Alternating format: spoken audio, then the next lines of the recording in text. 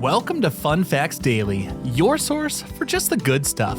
Monday through Friday, we're bringing fun facts and news you can use, all carefully curated to uplift and inform. So give yourself a break, relax, and learn something awesome in just a few minutes every day. Hi everyone, I'm Kyle Wood, and today we're going to be learning about the magnificent ancient city of Petra. But before we get into the facts, let's warm up our brains with a little challenge to see if you can tell fact from fiction. Consider this. The most famous building in Petra, known as the Treasury, gets its name because it was built to hold a vast treasure hidden by an Egyptian pharaoh. What do you think? Is that an actual fact or too good to be true? We'll find out at the end of the episode.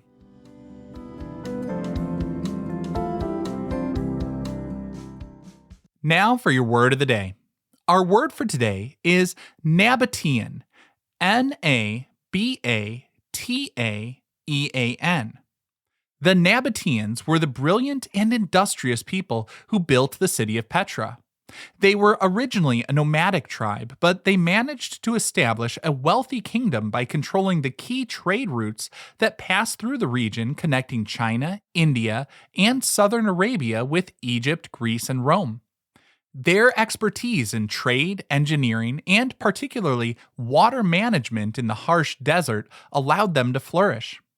The exact origin of the name Nabataean is still debated by historians, but it likely derives from their own name for their people. What's fascinating is that for a long time, most of what we know about the Nabataeans came from the writings of others like the Greeks and Romans.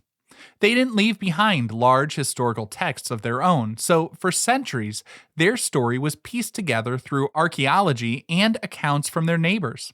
But it's their incredible architectural and engineering legacy, carved directly into the sandstone cliffs of Petra, that tells us the most about their ingenuity and culture.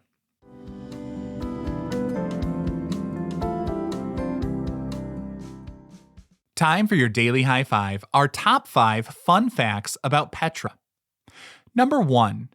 Petra was a masterclass in water engineering that allowed a bustling city to thrive in the middle of the desert. In a region that receives only about 6 inches of rain per year, the Nabataeans designed a complex system of dams, channels, and cisterns to capture and store every drop of precious rainwater. They carved channels into the rock faces to direct flash floods away from the city and into vast underground reservoirs called cisterns.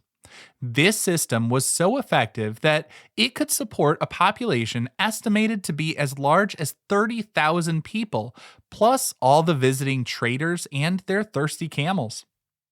This mastery of water wasn't just for survival, it was also a source of their wealth and power. By controlling the water supply along major caravan routes, the Nabataeans could charge traders for access, essentially creating a desert oasis that became a vital hub of commerce. They even had pools, fountains, and lush gardens within the city, showcasing their incredible ability to transform a barren landscape into a livable and even prosperous capital. Number 2. The incredible facades of Petra weren't built up. They were actually carved down from the top of the cliff face. Instead of constructing buildings from the ground up with bricks and mortar, the Nabataeans used a brilliant and unusual technique. Masons would first climb to the top of the sandstone cliff and cut a narrow vertical channel down the face of the rock. They would then begin carving the monument's highest features first, slowly working their way downwards. This method eliminated the need for scaffolding, which would have required vast amounts of timber, a very scarce resource in the desert. Once the stunning exterior facade was complete, the workers would then chisel a doorway at the bottom and begin hollowing out the interior rooms. This meant the size and shape of the inside chambers were defined by the solid rock they were carving into. The entire process was a feat of reverse engineering, where they sculpted a building out of a mountain instead of building it on top of the ground, a true testament to their incredible planning and skill. Number 3. What we see at Petra today is only a small fraction of the ancient city. The sprawling archaeological site of Petra covers about 102 square miles or 264 square kilometers. But archaeologists estimate that as much as 85% of the city still remains underground and unexcavated. The stunning tombs, temples, and theaters that tourists flock to see are just the tip of the iceberg, representing only around 15% of the full city. This means that hidden beneath the sands are likely thousands of more structures, from homes and shops to grand public buildings and tombs. Modern archaeological work is slow and careful, using technologies like satellite imagery and ground penetrating radar to map what lies beneath without disrupting the site. Every new excavation offers a chance to uncover more secrets about the Nabataean people and how they lived, worked, and worshipped in their desert metropolis. Number 4. Many of Petra's most magnificent facades were not palaces or houses for people to live in, but elaborate tombs for the afterlife. While Petra was a vibrant city for the living, it was also a grand necropolis, or city of the dead. Many of the most iconic and ornate structures carved into the rock, including the famous urn tomb and palace tomb on the Royal Tombs Trail, were built to be final resting places for the Nabataean elite. The Nabataeans believed in an afterlife and invested heavily in creating magnificent tombs for their kings and wealthy citizens. This architectural grandeur was fueled by Petra's position as a bustling oasis where different cultures crossed paths. As a vital hub for the ancient trade routes, Nabataean society absorbed influences from many people who passed through, including Greeks, Romans, and Egyptians.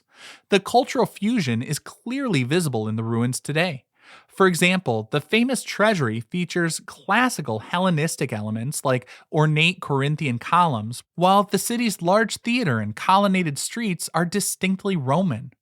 Other tombs feature Assyrian-style crow-step battlements on their roofs and Egyptian obelisks. All of this fused together to create a unique architectural style found nowhere else in the world. These tombs were designed to be impressive statements of wealth and status, often blending the foreign styles they admired with their own traditions.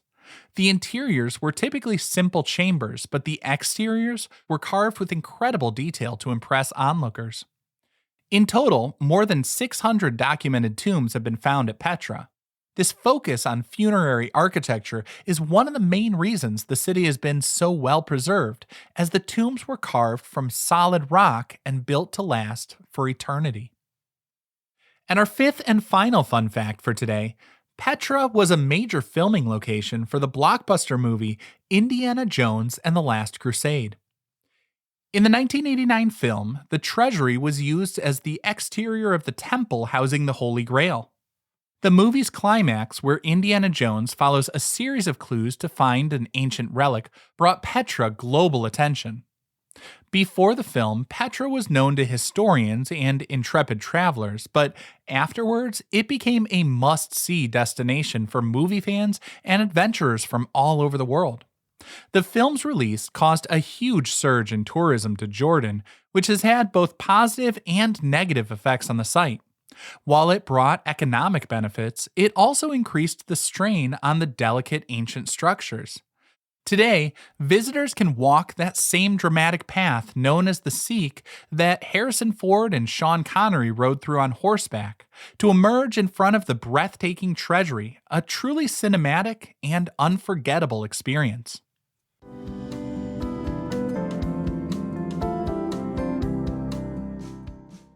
Now for some news you can use.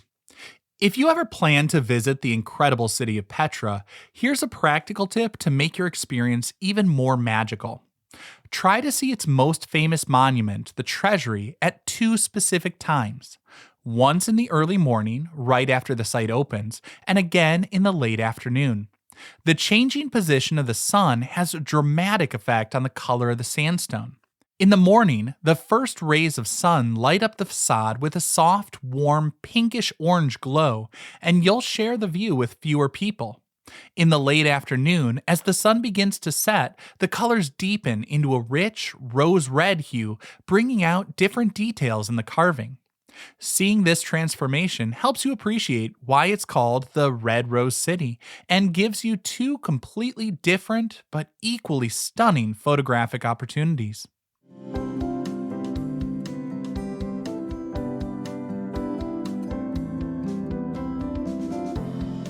Now for the moment you've been waiting for. At the beginning of the episode, I asked if Petra's famous treasury building got its name because it was built to hide a pharaoh's treasure.